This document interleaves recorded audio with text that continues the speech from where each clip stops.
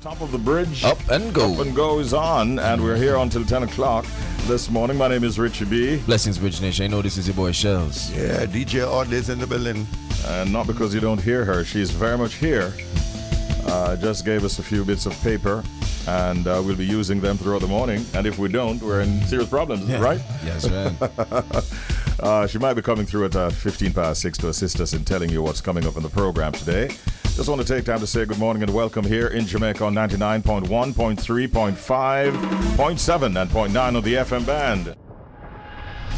That feature that you look forward to at this time in the mornings. It's called WTF What the Fact. What fact are we sharing this morning? You're going to find it interesting. Let me tell you that. All right, so Barbie. Yeah, man. A little dolly there. Yeah, Barbie. She actually has a name. Barbie has a name. Now, the Barbie doll's full name is Barbara Millicent Roberts. That's right. So, all Roberts family, big up on herself. So, Barbara Millicent Roberts from Willows, Wisconsin. Her Earth Strong, her birthday is March 9th, 1959. Really? Yep, when she was first displayed at the New York Toy Fair. And this is actually interesting. The best-selling Barbie doll ever was a 1992 Totally Hair Barbie, which featured floor-length hair. Okay. Interesting facts here. So the black Barbie named Barbara too? No, I want that change. It means we can safely assume then that those who support Nikki, the Barbs. Yeah, the Barbs, they all have names to her. Yeah, Barbara Millicent Roberts. No, not my black Barbie. My black Barbie no name, sir. Barbara. No, sir. Well, no. You don't think so? No, no. Barbara is a. I know, sir. I know, but is a black name, right? From Willows, Wisconsin. Yeah, Wisconsin. From Wisconsin. No, Barbie. sir. Barbie.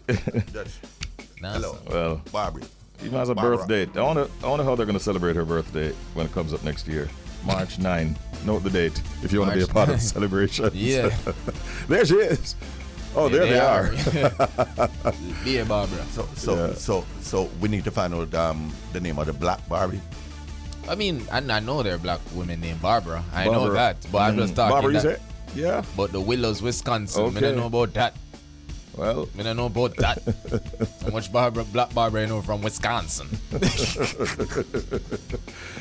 all right. Those are the kinds of facts that we share with you here on WTF. What the fact? All right. Barbie has a name. Take that with you today. Time for update, ladies and gentlemen. A few stories that are out there in the space that we want to give you the very latest that we have on them, and you might be finding a few new ones as well. Yeah. Starting off with one from Jody. All right, so I'm not too sure if you guys spoke about this, but the Rihanna is admitting that she's nervous, but she's also very excited about the Super Bowl show.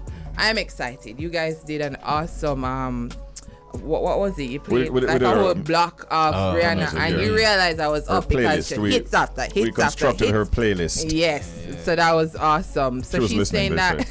Of course she was. Duh, that's like a no-brainer. Hi, Rihanna, how you doing? Anyways, sounds like you take that on the replay.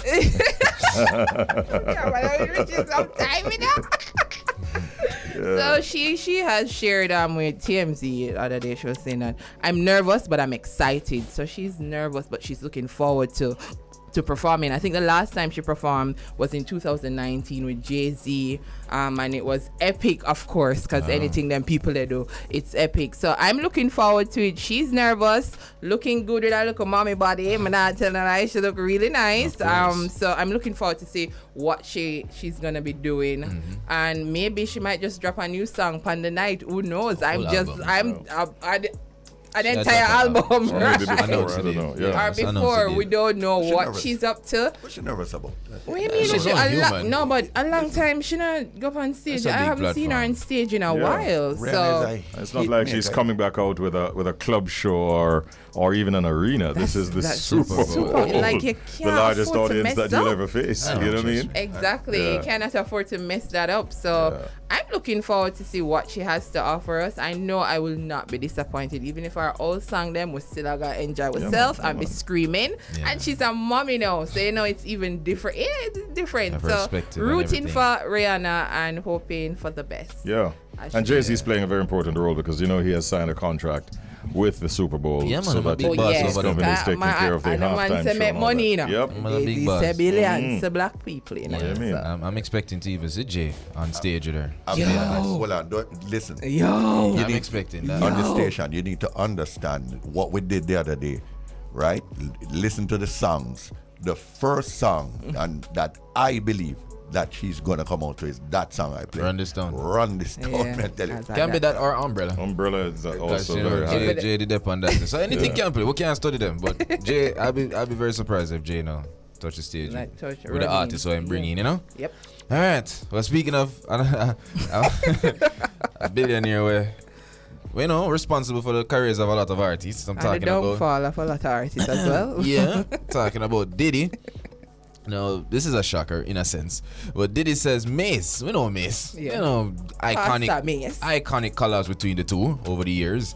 Well, he says that Mace is a fake pastor who owes him $3 million. Wow. Yeah, man, enough money that. So Diddy is denying that he scammed his past artists and says he wants the artists who claim that he stole from them to now help him change the narrative, and he also plans to fight back against that impression. Now, for many years, Diddy, who owned the Bad Boy Records label, has been called out for his shady business practices, not only in allegedly underpaying artists, but also holding the rights to their music masters and making big bucks with the evolution of music into the streaming age, while the artists who he once managed are struggling to get by.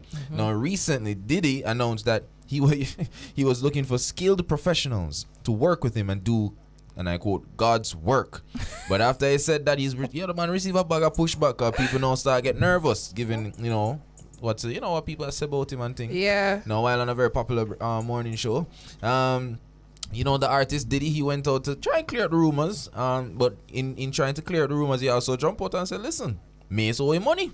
Mace, who was one of the main persons accusing Diddy of being wicked and spiteful and holding on to the masters of his music, said that he paid $20,000 for his music, for the masters, but he won't sell them back for $2 million. So, interesting. Interesting stuff happening. While Diddy might not physically take money from persons, I think the deals that he normally, the contracts and so on, it's always in his favor, and the artist seems to never. I know a lot of talented groups that you remember him that work with the groups and stuff like that. Those the girls are talented, the men were talented. And you just could not understand why after a year did he make so much money after them, and then they're working in burger. Nothing is wrong with working in a fast food joint, but these talented people are working a fast food joint and can't make them money, can't see them money, can't. I don't understand it. So something is wrong there. Allow me to just finish with what him say. Him say, if you think that I'm a scumbag that would ever steal anything, man say my name is Diddy Sean Combs. I never took anything from nobody a day in my life. All I've ever given is an opportunity and more money than a person was making. So when I hear or see things and I'm like this vibe and all of that, they got me in this big red zone or something. I came here and I opened the doors. So he's saying he never stole anything. I haven't heard any complaints coming from Young Miami though. No complaints not gonna happen this her. Yeah, Me she was alright Young right Miami, me not complain either. She good, man. So She have show. She have show. Yeah, man, Right? she big now. She have Cassidy never complain either. Cassidy just leave and marry and get our kids. I was like, all right, I have enough. I'm heading out. So me never complain either. We want to say congratulations to 3 Jamaican artists who have actually made it on a list of best songs of the 1990s. The Pitchfork's Best Songs of the 1990s list. Beanie Man, Dawn Penn, and Shaka Demus and Pliers are the Jamaican artists who actually made it on this global artist roster. Dancehall lovers have another reason to celebrate following the release of this list. Some of the stalwarts of the era made the cut. We're talking about Beanie Man with Who Am I, Sim Simma, Dawn Penn with No No No, and Murder She Wrote by Shaka Demus and Pliers. Now, the Beanie Man track came in at number 168. The Dawn Penn track came in at 117, and the highest position held by a Jamaican on the list was Murder, She Wrote by Shakademus and Plies, pulling in at number 92 on that list of the best songs of the 1990s. We see where Jeremy Harding of Too Hard Records, who was the producer of Who Am I, has been commenting, and he is very, very happy. He says he was filled with a sense of pride when he considered the fact that this song made it amongst a list that included acts like Radiohead and Sheryl Crow and Destiny's Child. He says it's a testament to the power of not just a good rhythm, or a good artist for that matter, but a good song. And he feels it's a generational hit. And this song, he says, has been trending for 25 years now. Who Am I? Let me just give you some stats on that, by the way. Who Am I made it into the United Kingdom at number 10 on the UK charts. It was at number 40, peak position on the Billboard Hot 100, number 6 on the Billboard Hot Rap Songs, and number 15 on the Billboard's Hot R&B Hip Hop Songs chart. So it did very, very well, pulling at number 168. Better than that was No No No with Dawn Penn at 117, and Murder, She Wrote, as we mentioned, at number 92. We say congratulations to all these artists. It's a good look. And it's definitely a good look for all of them. Yeah. Those are the stories that we wanted to feature this morning inside of Update. Yeah, time now for the proverb of the day. All right, Richie. Shelz. The proverb of the day. Dry thump a cane piece, nothing laugh when cane piece catch a fire. Clearly, you never just talk English all the way. Dry thump, listen. Dry thump a cane piece, no. All right, hold on there. Dry thump a cane piece, nothing laugh when cane piece catch a fire. All right, so first of all, what is a dry thump? Thump is really, no, it's not like you're hitting somebody. What is a dry thump? Oh, you will talk. Mine get a thump, but that's what's a dry thump? All right, so the S is missing, and that is why the apostrophe is right there. So it's really a stump. Yeah, but yeah. So a thump. Dry thump. A cane piece. Nothing laugh when cane piece catch a fire. All right, so the stump that clearly grow around the cane piece. Yeah, so all right, so sound like the cane piece being on fire is a consequence. So nothing laugh off for somebody.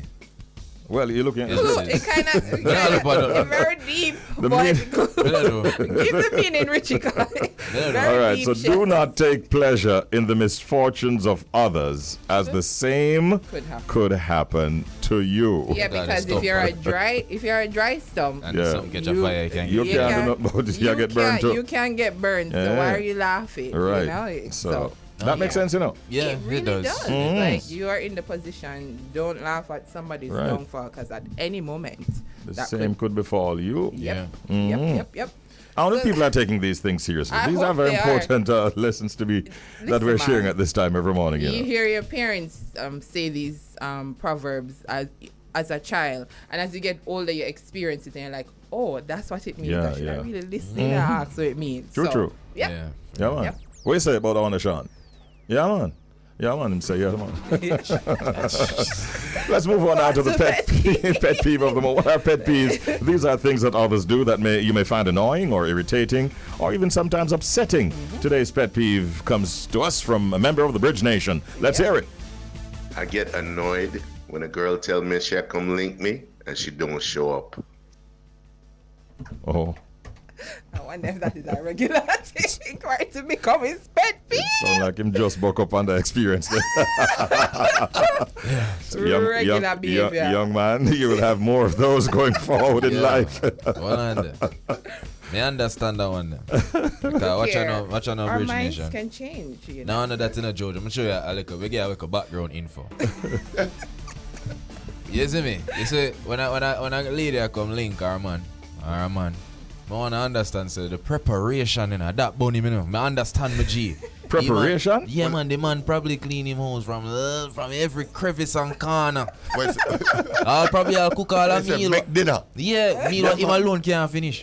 Man, Ben, no, him have 3 days water pasta now. No, that's not bad. No, you have to cook for 3 days. You're good to go. Every day, I share it to me, just I say, John. Listen, buy all the scented candles and all of them. Well- Oh, yes, sir. Set all playlists. Tell me some more because I mean, Talk about Richie, don't know. Richie. what else? Richie the man pop out the crack with them. The Fine China, China. the fine China. I in China Yeah, and all of them. Champagne. No, It never make it sound like that kind of link, you know. And that me man. said that just sound like sir. Trust me, I chew Armani. Me know my G. Me know. For him say, oh, she for link him and not show up. No, man. Him hurt. I saw it go Problem. Trouble did it. Him hurt. Trouble did it. Pet peeve that, yeah, my friend. A real thing. I hope she can make it the following night because at least the food wouldn't get too stale. Yeah, the overnight food. Oh gosh. Yeah, him hurt. All Hilarious. right. It is hilarious indeed. Nominations for the Sagicor Foundation biennial community awards, the Community Heroes Award, are now on.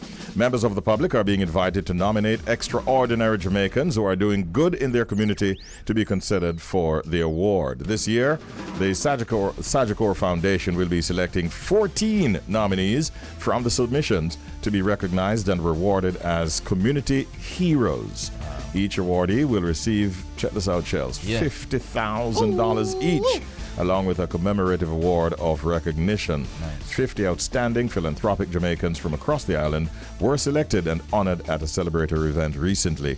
But we want to get some more details on this project from Sagicor, and so we're joined at this time by the Manager, Public Relations and Corporate Social Responsibility at Sagicor, Michelle Ann Letman. Good morning, Michelle. How are you today, Miss Letman? Morning. Good morning. I'm up early. I'm feeling good.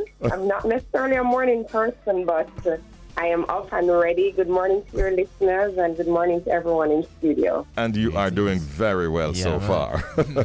Thank you so much. Now tell me, when was this initiative launched and what does it mean to Sagicor? This initiative was launched in 2020 as part of the group's 50th anniversary celebration. That's a major milestone, and the Community Heroes Awards is something as a team that we always wanted to do, and we felt like the 50th anniversary was the prime opportunity to launch such a great CSR initiative. So when we did that in 2020, of course, it was during the height of the pandemic, but we got so many submissions, and that year we selected 50 Jamaicans, and it was so overwhelming to see the stories that were submitted. We didn't get to celebrate those awardees until 2021. Actually, in December, it was great. They got their recognition. We got a lot of coverage on them because they're so worthy. We had persons as young as 10 years old who were nominated and awarded, and just people from all across Jamaica. And it just showed the power of community. That's really what it is. Ordinary Jamaicans just giving back even when they themselves have little. So, what kind of a nominee are you looking for? And give us a little bit more details on that. Okay, so we're looking for Jamaicans who are doing good in their community. And this can take any form. It could be somebody who religiously gives back, help their neighbor, have extra lesson classes, part of a service organization. Persons who volunteer and service is a part of their life. It could be somebody who was courageous and brave in saving somebody's life. It takes so much form. It's somebody who you see as an everyday hero who, without prompting, gets up and does something good for people in their community. I love that. Now, Michelle, how does the foundation encourage Jamaicans to keep doing good outside of the biennial Community Heroes Award? Oh, wow. Through the Sagicor group, through our foundation, like giving back is what we do at Sagicor. And I think naturally that transcends in the communication, in our messages, on our social media page. In everything that we do, it is about improving the lives of the people in the communities in which we operate. That's our a part of our vision statement, right? And our team, our stakeholders, we have so many programs that are geared towards supporting Jamaicans, giving back through our foundation, our scholarship program. So when those scholars become a part of our family, we encourage giving back. They participate in activities through volunteerism. We have our Adopt a School program where we adopt basic schools across the island and help them with infrastructure. Again, even as small as they are, tiny babies, we encourage caring, inspiring, and serving, which is the mantra of the Sagicor Foundation. So we spread the message of giving back. It's a part of our DNA, and we encourage others to give back as much as possible, especially when they themselves are beneficiaries of kindness. Great. When you look back at some of the past recipients of these awards, do any stand out in your mind for what they did to for their community? Wow. 50 people. But over the past year, I would say what has happened is, when you make a connection with people, they become a part of your life. So we've been in touch with our community heroes. They reach out to us because they continue to give back. They continue to serve. And there is the youngest awardee that it was a part of the program, Imani. Her Isla's Lemonade Foundation. She started out selling lemonade to buy tablets for underprivileged students. And this year, during the summer, she had a back-to-school summer school program for children who would have been affected, of course, during the COVID-19 pandemic and would not have been able to really be up to speed in school. She had a program for children in Mandeville, Kingston, and Montego Bay, and Sagicor Foundation was a part of that. So that was amazing. We have a woman from Job's Lane, Spanish Town, who she received so many nominations, Miss Bernice McLean. She held a summer program as well, a back-to-school treat for children. We were also a part of that. There are so many. Sheldon Millington, who continues to give out educational scholarships. And again, these are ordinary, quote-unquote, average, everyday Jamaicans who are in their communities. They identify challenges and issues, and instead of being a part of the problem, they're being a part of the solution. And that for us is truly heartwarming. And to all our other community heroes from the inaugural ceremony, thank you so much. I hope they're out there continuing to do great things. There are just so many of them, and I want to applaud and big them up. Yeah, and we endorse all of those commendations going their way. How does one nominate someone to be a Sagicor hero, and what is the deadline and so on? Any guidelines you want to share before you go? Okay, so the deadline is actually Monday, October 10th. Hopefully we don't need to extend. I encourage all Jamaicans, you can visit our website, sagicor.com, and you will see the information on the homepage. You can click through. The nomination form is there. It is pretty simple. You complete it with the person's name, information, share a bit about why you're nominating them. You can also look at our social media pages, Sagicor Foundation Jamaica on Facebook, Sagicor Foundation JA on Instagram, and Sagicor JA on Twitter. We are all over. If you put in Sagicor Foundation Jamaica, I promise you a lot of things will come up. Sagicor Community Heroes Awards, it will come up. I encourage you, please, you must know somebody who is doing good. There's no limitations to where the person is from. The age limit, the person must be at least 10 and older, which is still a very wide gap. We have children who are doing great things. They know about charity and kindness, and I just truly encourage Richie B, yourself and your colleagues, hop on, nominate somebody. Yes. Their $50,000 will go a far way. Absolutely. It's for them, and a lot of them choose to use it to give back even so. All right. Nice. Thanks for the invite. Yeah. And I thank you also for the information that you shared. Thank you. Have a great day, Michelle. You too. Have a lovely one. Bye-bye. All right. Michelle Ann Letman, Manager, Public Relations and Corporate Social Responsibility at Sagicor. We got some callers though. Let me play it one more time. Callers coming in, so let's see what they think. But this is the sound.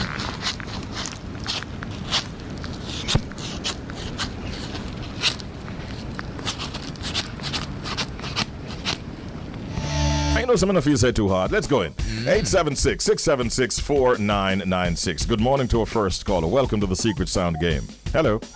Good morning. Good morning. Good morning and welcome. Who's calling? Earl is calling. Thank you for calling, Earl. Welcome once again. What does that sound like to you? All right. So that sounds like someone washing with a washing. Someone washing With a wash. With a wash brush? Washing brush. with a washing brush. Okay, Earl, we got you. We are consulting. Verdict is in. Listen now. Not right, Earl. Thank you for trying. Thank you for trying. Actually, that old washing thing came to mind when I heard it first. That wasn't my guess, so. Yeah. All right. I'm still thinking it through. And a few other things are on my mind. Let me take another call right now. 876-676-4996. Good morning. Good morning. Hey, Talis. Talis in the building. Yes, it is. Richie B. Hey. I did say that the someone was using a brush to clean a surface and drop the brush in the pan and give off that sound. You mean For the last one? for the last sound that we had? Yes, I did. Right. The reference to painting was where there was the issue, I think, at the time. And that is what Joe brought into the mix. Okay. And you remember I kept saying somebody was very, very close one particular morning? Bam, bam, bam. So that was me? So, yeah, because So you couldn't give me an hint, Richie? that's what we did. You're When not friend, Richie? I think that's the morning when we said You're pan gonna call me off and here brush. and say, No, they are here. But thanks for trying. By the way, what's the sound that you're thinking this one is? I think this is someone scaling fish. Oh, scaling fish. Snapper or parrot? Whichever. Which is your favorite, Richie? Oh boy! Listen, let Shelz tell you. Have a good day, Talis. Let's go in one more time. The phone lines are surprisingly all jammed up this morning. All right. Good morning. They think it's easy, but we've got news for you. Good morning. Welcome to the Secret Sound game. Hello. Hello, good morning. Good morning and welcome. Who's calling? Hi, Angela. What's up, Angie? Hi, everything good, Richie. All right. Nice hearing from you as always. What do you think that sound is? I think it's somebody great and something like coconut or something. Oh. Or maybe all potato, because I'm going to make some potato pudding. Pudding. Oh. Yes. Millicent sent her left to Richie. Oh, thank you. Hi, Millie. That's the pudding lady. Oh. Yeah. Talk about that lady with a stern up at the radio station. And A big we say I had my birthday on Tuesday. Tuesday? Mm-hmm. Next Tuesday? No, Tuesday, last Tuesday that's gone. Oh, all right. Belated happy birthday to you. Much love. Okay, yes, and I went to Dolphin for 196. Oh, wicked. One right here on Up and Go. Thanks to the bridge family. No worries, Angie. Have a great day. Much love. What was my answer? What was the Oh, result? the result. Oh, how could we forget, Richie? Never give me that sounding. Oh. You don't get it yet. Hold up. Should I All get right. it dead? You sure? Take this and move. All right, Angie. Take care. Keep smiling. Let's go in one more time. More calls are coming in. Good morning. You're on the air. Welcome. Hello. Morning. Yeah, morning. How are you doing? Who's this? Yeah, I'm Damion. Just calling in on the game. Yeah, man. Welcome, Davian. Where are you calling from, by the way? Yeah, I'm calling from Kingston. Okay. What's your answer? Yeah, my answer is somebody walking like in a quiet area and step on trash. Oh. Him go a bush. Yeah, like a bush and somebody a bush and I walk on trash. Yeah. Like banana trash, maybe. No, that's any trash. Any trash at all. Could be breadfruit leaf too. Anything. Davian, here's what we think about that answer. Run the sound again. We have one. This is the sound.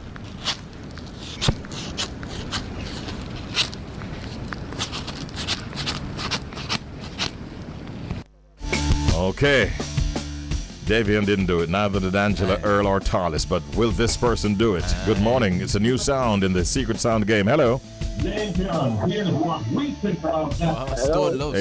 turn the radio down in the background, bro. Who's calling? Hello. Yes, morning. Who's calling? Good morning, Patricia. Patricia? Yeah. You are Patricia, right? Yes. Okay, Pat.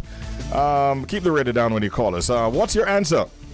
I think it sounds like somebody using a machete, and digging the ground. You know, you want to plant something, so you use a machete and digging up the ground. Hold on, Patricia. Hold on.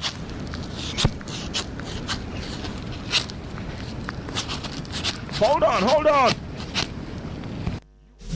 Patricia. Yeah. Where are you calling from? Kingston. She's in Kingston, like so many others of our callers this morning. And you say it sounds like somebody using a machete to dig ground. Yeah, like digging up the ground to plant something. My goodness. First time we're playing this game with this new sound, and Patricia came through with that answer. That in itself is commendable for the thought. But here what? Okay, Pat. It's not the right answer. But we got one more. All right. It's like somebody said, "Oh, first day we're gonna beat them." All right. Will we beat you? Good morning. Good morning, Richie. Hey, Cunis.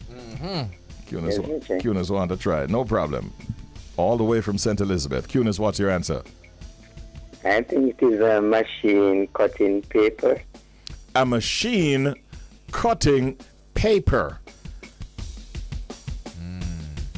We are getting a reaction to that. They're deliberating. Here's the interpretation of that reaction. Cunis, you ready? Yes. No excitement. Got Cunis know the thing go. Have a good day. I shall. All right, Cunis. Respect. Bless up. We could go on and on. More calls are coming in, but we'll take them next time we play the Secret Sound game. It's time for us to head over to London, and join the big man who runs the town and hangs out with us at least once a week on this program. Yeah. And we're talking about Robo Ranks of the Beat 103.6 FM. Good morning or good afternoon, Robo Ranks. Good morning from London, dun. Yeah, good morning, gentlemen. Yes, sir. The surprise on your voice for the price of kerosene oil. I'm wondering, Richie. Yeah. Are you still using that? You still using that method to light your home? I don't, but there are many people who do. Yeah, no, I'm talking about you, Richie. The shock. It was like, oh my God, kerosene oil. I feel it for the people who use kerosene oil, because in all honesty, it is the persons who use kerosene oil like that are not necessarily the best paid people in our society. They're not way up the rung. Let's just say, generally, poorer folks are using kerosene oil. So when I hear that $4.50, I'm thinking to myself, gosh, yeah, it'd have been better if it was on the low sulfur diesel that I use. You know why I say that? Because I'm so used to hearing you go, my gosh, the price of diesel, my truck. It was the same tone. So maybe I'm just getting it wrong here. Yeah. I would sing to myself. I feel their pain. I honestly do. And I don't know why it's such a high increase compared to the 25 cents across the board for the other types of petrol. I don't get it. Maybe it's where it's produced or where it's coming from. There's obviously a problem. As you know, over here we have the problem, and everybody hates Putin. They just blame Putin for everything. Anything that happens, kerosene, cheese, butter, milk, banana girl. Putin. Did they blame him for the extra rainfall that he had recently? Everything. So, well, it may be a Putin thing with the kerosene oil, but no, seriously, I hear what you're saying. But yeah, there's a lot of things that are being produced around the world that we really have not a lot of knowledge on, unless you're in that industry. But we're so used to even here in a very populist modern first world, as they say, country. We're so dependent on other countries to produce things. So the prices, obviously, of products all around the world is skyrocketing. Yeah, and you know, when you talk about petrol prices, once those move up in a certain direction, like everything else is affected. Yeah. Because you know, once your prices on petrol increase, that's like an across the board increase in everything. Because the transportation side of it, things have to move around to get to your shops or your supermarkets and so on. So we don't like to hear about increases. And we here in Jamaica have for a long time been saying, but how come when it's going up, it goes up by large figures and then it goes down by small? Yeah, I mean, we've had the problem. As I said, you have the perfect answer. It's just like Lizzie, where nobody no trust. She's like, everything is Putin. Like, you're going to pay more on your mortgage? It's Putin. Putin is the new answer for everything. You just, don't even have to go to Google. He's the go-to guy. He's the go-to. You don't need to go to Google. It's like, man, why is my battery running out of power so fast? Putin! It's Putin! I knew it. I knew it. Himself and Short Boss are teaming up these days, as well as the big man in China. And they're causing some concerns for the U.S. over there with all these missiles being fired by North Korea. My goodness, what is happening in this world, boss? Well, I believe the same things have been happening for hundreds of years. And as, joke aside, there will always be somebody you can lay the blame on. As long as you don't lay the blame firmly in your own, as they say, on your doorstep, it's all good. And that's what they've been using to blindside us folks for many years. Lots of problems happening around the world, and the problem starts right locally, right on your doorstep. So work that one out, Shelz. Yes. No problem. Welcome, ladies and gentlemen, to what I like to call Man Chat. Shelz calls it Man Chat. And this morning, the topic that we're looking at is, should a man continue to take care of a child or children for that matter, that he finds out are not his? And we'll be having a very special guest in this discussion. Now, about 1 year ago, a company that offers DNA testing in Jamaica disclosed that in 70% of the tests that they had conducted, the men who were named as the fathers had absolutely nothing to do with the paternity of the children. Okay. In other words, 7 in every 10 paternity tests conducted by the lab showed that the men were not the fathers. This morning we want to know if a man who has been taking care of a child for years, should he continue to do so if he finds out that he's actually wearing a certain item of clothing? Yeah. They call it jacket. Yeah. Bundled up. That the child is not his. Okay? Feel free to join the discussion this morning by sending your WhatsApp messages or calling in. You can send a message to 876-551-5782, or you can call us on 876-676-4996. Many messages have come in already, and we'll be sharing them throughout the discussion. But let us welcome right now our very special guest in this segment. And he's a fitness coach and at DND Fitness, and we welcome to the discussion Damion Reid. Good morning, Damion. Greetings. Good morning, and it's Coach Dennis Reid. Sorry, Dennis. broke it down different. Coach Dennis Reid. Yes. Hey everyone, how you doing? All right. Hey, guys, thank you so much for having me join this chat. These topics always come up in the gym all the time. I should go right in it, correct? Yeah, man, take it away because we want to get your views on it. Yes. Because I really want to get into this. One of the things that I always say about a topic like this, like, it has to do a lot with the characteristic of the man. I mean, once you take on a responsibility as the person that's going to take on this woman, it's not just a baby. I mean, everyone can get someone pregnant. Like, that much we have figured out so far.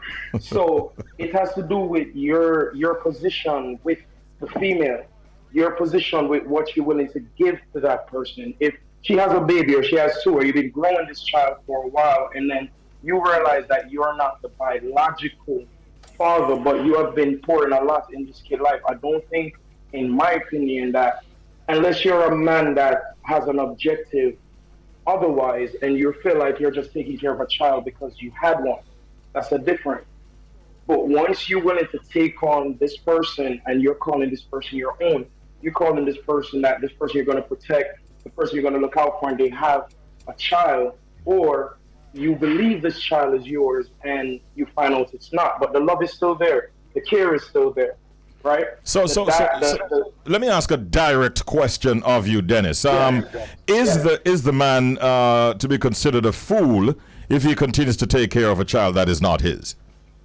No, but all right, well, a man that takes up a woman with a baby and take care of that woman and the baby would also be considered a fool. If you look at it in any other way. Yeah, I'm hearing you. You hear me? Okay. Yeah, man. So the man itself will look at as a fool if he took on a woman that has a child. It's the same thing. I mean, all right, so you're with the woman and you take a DNA test now and you realize that child is not yours, right? But you have already poured in, you have already created that bond, that structure with that person. You cannot be considered a fool. Because if you have a woman and she has a child that was not yours, and you're the one taking care of that child, it's the same thing. You're just not the biological father. So care has nothing to do with the biological system of the child. Interesting. Nurture, protect has nothing to do with you being the donor of the sperm donor to the child. Bigger than that. Come naturally. That's the father's job. Understood. I think we want to get a couple of the comments coming in, and there are many. The one person says the man loves the child as his own, so it's gonna be hard for him to stop doing what he has been doing already. So Dennis, Richie, for me, what I'm getting from this reasoning is that everybody case going different. It's a case by case situation. You understand me? But what I feel one main factor going to be, and I feel as men we have to acknowledge it, is so ego or something we want to ramp with. You understand me? So I feel like the ego thing going to play a part, but I think another context for pre is the relationship between the man and the woman. Because I'm looking at the question, and taking care of the child if he find out it's not his. Is it that the woman is with him like on like a marriage while she got pregnant? Marriage basis, or if it's just like a girlfriend thing? Because if it's a marriage situation and you've been taking care of this child, like you said, Dennis, I agree with you. You don't invest and you pour your love and everything. It's a bit difficult. Ego or not, your ego will shatter. Of course, it'll get a little knock. But you've been taking care of this child. Of course, you should, as a man, you should take out the responsibility and go and make sure the child good. But what I would do, if this situation is supposed to reach me, knock on wood, jeez. But yeah, it's like I would first find out if that man or the other guy out there, if him debout, him need to step up certain ways still. You understand what I mean? Say? And if it's a case where him can do it, or if not in the life, or not a good youth or whatever, then depending on my relationship with the woman as well. Because at the same time, we need cause enough man get chopped still in the Dennis. I know enough woman I'm say them word, but it's a fact. Enough man out there right now trap. You understand what I mean? Say, and as men, we need to look out for one another and say, yo, brother, say you actually have a choice for continue taking care of this child, or even taking care of the mother. All right. Understand what I say? So, all right. More reactions coming in. Morning all. My view is this. What is the current status of this relationship See that? after this information is known? Most men will step up and love the child or children no matter what, especially if there's a bond already made. Right. They realize it's not the child's doing for this information and mature enough to continue for the child. If it's just as a male figure or financially. So no initially, but the person says it depends on the situation. It's going to be difficult. It's going to be difficult to walk away from a situation like that, especially if you're in it for even over a decade. Yeah, you understand me? And that's the point I was trying to throw in for a second. Let's get to the grassroots, because we as men, we know one of the things that I always try to go deep into is yourself. Now, if you're the type of man where you're out there and you're just being with anything and anybody, no, you have to look into yourself, because really and truly, I will not have a woman that's going to have a baby on me. That's me. based on my structure of life, my design of life. There's certain women I won't lay with. There's certain women I won't be apart with. So having a woman, if we're married or if we're in a relationship, there's no way that child will, unless the woman herself is not of caliber. And you're going to see that depends on the type of man that you are. No. With that being said, if you're there with her and the baby's not yours, the caliber man that you are is going to now tell you, well, if she's a good woman, then you stick around. If she's not, it's pointless being around because it's going to happen again. So you have to make that decision as a man. It has nothing to do with ego, really, because an egotistic man is going to do what he has to do. You know? You have to have a heart of forgiveness. That plays a very important role if it's a case where you're in a what you consider a serious relationship, and this happens whilst you're in a relationship that you considered serious. Look good. One brother writes and he says no, because when that child gets older and realizes that I'm not his or her biological dad, he or she is going to neglect me and cling to their biological father. Not our case. Let me just finish what the person says. But if I'm the stepfather for the child, I will support him or her. So that is a common thing different. Yeah, not agreeing with that. Yeah, because them going in knowing you you're know not that the exactly. Them That's a know. different thing. That Them going in know. Them know. But if they find out at the end the nurture of the child, they can't neglect you. It's hard for a child to neglect nurture. It's hard. Unless they were growing up like wolves. Hey, but Dennis, I watch TV, you know, and I see this happening in a show, and me always hear, you know, when the child reach them like a teenage age there, and they go hear them bust them becks, and they hear them say, but you're not my daddy. Oh gosh. Yeah, but you have to look at the system of the household though. That's not pretty. Abuse has a lot to do with it. If you're gonna fight with a child, you're your father, you know. So, like you have to understand baby, and I tell fitness all the time.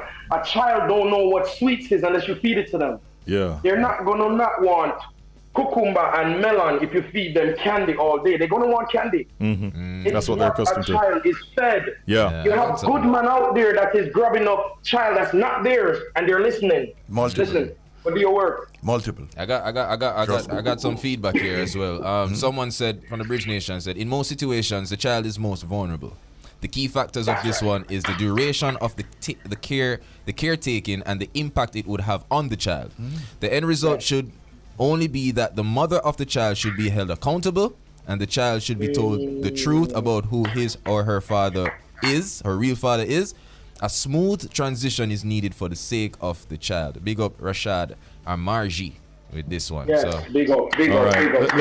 Let's get a voice note from one of the members of the Bridge Nation right now and see what they're thinking. Listen carefully.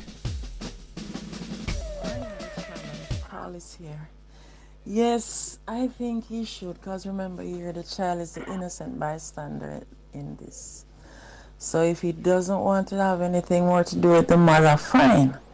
But I think he should continue to look after the child. The child already has him as his or her dad. So I don't see why not. It's no fault of the child. Fault of the It's child. gonna hurt, but There's no fault of the That's child still, right. but then we have to be honest. There is some wicked woman out there. No, and that's what I try to say in the man have gents. to take stand. Exactly, that's what I try to say. We're not putting the child on the no, sir. If child must be protective, I'm with that. But what I want this conversation to be, what I want to take from the conversation is that men out there, we can protect ourselves. We have our right in a situation like this to say, oh, we want to continue or we don't. That's all I want to say. That's my you have the right. We have that right. Dennis, what do you find prevails out there? Is it a case where most men who find out this harsh truth, what do most men that you're aware of, what do they do? I mean, having had a bond with a child, do they continue? Or do they just... I'm going to be honest. And we have to be honest with ourselves, because we're all men. And you have some men that is structured different. You have men that create their life based on structures and standards. And you have some men that just wing it. No, if a man is struggling, you have to understand, you know, we as men, we structure our life based on what we think we can manage. Now, Some of us manage things because we have to. We have a woman, we take care of her because we have to. We have kids, we do it because we have to. Some do it because it's necessary. No. If you run into a man that is doing it because he has to, it's hard for him to just get up and say, you know what, I'm going to continue, because worse if he's trying to make ends meet. It's the pressure of life is going to make him look at it and say, well, I know my own, you know. And, you know, well, things, but because look into it, it would be easier for him to pick up his last and give his own than pick up his last knowing enough he. Yeah. I mean, that's a man that is making it work. Now, a structured man that is structured and working off the structure that he lives from, he's going to look at it different. He's going to look at his relationship. He's going to look at the worth of the woman, who the child is for him, what he has poured into this child already. Some is just going to say, well, I mean, I know my one, me just dodge a bullet now because I'm there I take shot. Some people look at it different. It's the mindset that really makes this what it is. The child has nothing to do with it because, I mean, the child was not troubled. Yeah. She just conceived. Yeah. It's not like she just creates her way or creates his way, you know? Dennis, we're out of time. This was a very, very interesting discussion. I want to thank you for your participation and for the thoughts you brought forward. And I wish you a great day, bro. All the best. Right, thank you, guys. That's fitness coach Dennis Reid of DND Fitness chatting with us this morning in Man Chat on the subject, should a man continue to take care of a child if he finds out that the child is not his? A child. The conversation. A child. Because you have situations that I know of too, where more than one, multiple. Yeah. So I know of a case of 7. See that? Wow. One man who thought he was the father of all 7 children. I think he found out. When he was filing for them to join him in the United States. Look on that. DNA results showed. That you never really that factor into this equation. That is rough. Understatement, Aldo. What's wrong with you? All right. We say good morning to Nailah Blackman. Good morning, Nailah. How are you? Good morning. How are you? I'm great. We're doing well. Now, let me just tell you, you can't trick us with that modest sitting position, looking so calm and everything, because we know that when you touch the stage, it's a totally different thing, Nailah. Yeah, it is, right? It's real energy, lots of excitement, and you've been doing that for how long now? Several years, eh? Yeah, I think this year, the end of this year, will make it officially 5 years. Yeah. Oh, wow. How would you describe the journey in music? Journey in music, it has its highs. It definitely has its lows. It's a lot of plane rides. Yeah, I'm actually home in Trinidad for the first time in 6 weeks, so I'm happy to be here. It's very busy, you know, you don't have much time for yourself, but you have to love what you do. You have to always find joy and peace in that. And then, you know, the rest is just like the mission, you know? Yeah. So. I read that many other members of your family were or are involved in music. Can you give us some deets on that? Yeah, well, it kind of started with my granddad, as you would know. He is Ras Shorty, also known as Lord Shorty, creator of soca music. And then my mom, she's the first of 24. Yeah. Wow. And she is the youngest ever Calypso queen. So she's been doing music for a number of years, many years. She started officially when she was 14. First winning the Calypso Queen at that age, which was not legal. And all my uncles and aunts do music as well. They're all over the world, from California, China, Malaysia, Norway, and they all do music, you know. They all play an instrument and sing. My uncle Isaac, who's the youngest, he is a producer, songwriter. He's the one who I worked with a lot when I was a child. So yeah. So you really grew up in and around music, but you also had your own successes, because I think you've actually entered and did very well in the Soca Monarch competition, didn't you? I did, actually. I did. I didn't want to, but I did. Oh, wow. Now, Nailah, I'm curious. So you mentioned your father, your pops being like let's say a soca founder, right? Yeah. And your mother being a calypso queen. Now, does that have any impact on your music? Is it safe to say that Nailah only does soca calypso music, or are you out there expounding the boundaries of your creativity?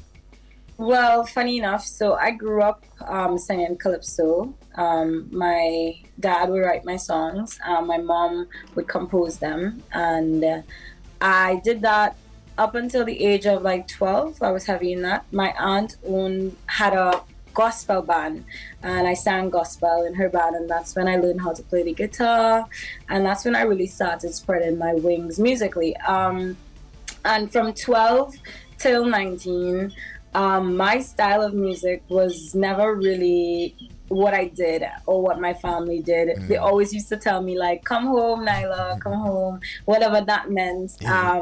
But it was always alternative. It was always like rock. It was always like pop. It was always like just something else, you know. It was never like what I did like home, you know. Calypso, soca. It was never that. And I was gonna make my career that, let's just say, for lack of a better word, pop music, singer-songwriter music. And then I had this whole plan to take over the world, and I was like, you know something, Nailah, let's be real. You can't take over the world if you can't even take over your home. So why would you try? You know? And I was like, so let's take over home. And I was like, the only way to take over home is to do soca music. So let's do soca music. Yeah. And I released my first song, and it all blew up. So yeah. Here you are. That's a good look. A world star. You have collaborated with several artists. I know in the early stages of your career, there was a song called Workout, a monster hit with yourself and Kez the band. I think you've also done some work with Jamaican artists, including Shenseea. What were those experiences like? They were all really cool. I think the people that I've worked with were people that I genuinely had like a good energy with, and the music was it reflected that. So from Shenseea, Taurus Riley, TJ, Conscience, I think that's it, but I feel like I'm missing somebody else from Jamaica. But yeah, it's been really, I love collaborating with people that I genuinely am fans of, that I think they're dope, you know. So yeah, those collaborations did me well. All right, so we might be getting some more collaborations going forward then. For sure. Honestly, I love Jamaican music. I love dancehall. I love reggae, and I think that it's just a matter of time. I actually did my first dancehall on my album that I just released, Teknique. Okay. It's called Don't Lie. So I have my first, I mean, it's not necessarily authentic dancehall, but it's my version. Yeah. We can't wait to hear that. and it's so great that you just mentioned Teknique, because, you know, so explain what we can expect from Teknique. Because if you're saying you did something a little dancehall-y, seems like you have some surprises for us. Well, Teknique, so the name is very self-explanatory. This album, I consider it to be very technical. It took up a bunch of skill to do it, because it wasn't necessarily the easiest time in my life when coming to creating, just with my own personal struggles of trying to get forward in music. But I was like, regardless, I'm gonna do an album. Regardless of my circumstances, I'm gonna make it happen. And on this album, you will find hip-hop, you'll find Afrobeats, you'll find dancehall, you'll find soca, of course. You will find even house and some pop records that have that island fusion. Yeah, I did a song in French. There's a lot of surprises on it. It's 19 songs, so it's a lot of music. So yeah, it's out. I recently dropped it like 1 week ago. So if for those of you that have not heard it, it's out everywhere. Go check it out. Yeah. Good luck. And all of those are done to your own technique, I suspect. Exactly. We wait to get our hands on it. We need to get our hands on it very soon. I think through my producer, we'll have you send it over. But thank you for letting us know. Where can persons find you and your music, Nailah? Well, you guys can find me on all social media: Facebook, Twitter, Instagram, TikTok, anything else there possibly is. I don't know at this point. At Nailah Blackman, and y'all could find my music on all platforms from Spotify, AudioMac, Apple Music, YouTube, Pandora, you name it, at Nailah Blackman. Make sure and subscribe to the YouTube channel Nailah Blackman Official, because I have so many new music videos coming that y'all don't want to miss that out. Y'all don't want to miss out on that. All right. Wonderful. Great talking with you. By the way, before you go, I got a report out of from one of our listeners in TNT earlier that you were having very bad weather, lots of rainfall and some flooded areas. Are you experiencing that where you are right now? I'm not experiencing flood, but I did go out this morning and the streets are crazy. It's really bad. I was like, the weather is crazy right now. It's been falling. I think this is the first time the rain has stopped in like more than 24 hours. So we have a little bit of silence on the rain, but other areas in Trinidad, I'm sure the rain is still falling. Our rivers are over 65% capacity. So it's looking really bad right now. All right. I hope that you'll be safe and your family as well. Great talking with you. Good luck with the project Teknique, and we'll continue to support you and your career. Thank you, Nailah, and have a great day. Thank you so much for having me. Have a great day, guys. Blessings. From Jamaica to TNT with love.